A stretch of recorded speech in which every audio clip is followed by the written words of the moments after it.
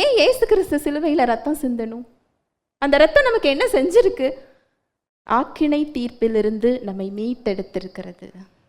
ஒரு நியாய தீர்ப்பு சிலுவையில் என்ன செஞ்சிட்டு நடந்து முடிஞ்சிச்சு. நாம எப்படி ஒரு நியாய தீர்ப்புல நிற்கணுமோ, ஒட்டுமொத்த நியாய தீர்ப்பு அங்க யார் மீது நிகழ்த்தப்பட்டது? இயேசு கிறிஸ்துவின் மீது. ஏசாயால சொல்லப்பட்டிருக்கு, 2 மடங்கு தண்டனை அவர் என்ன செஞ்சிட்டாரா?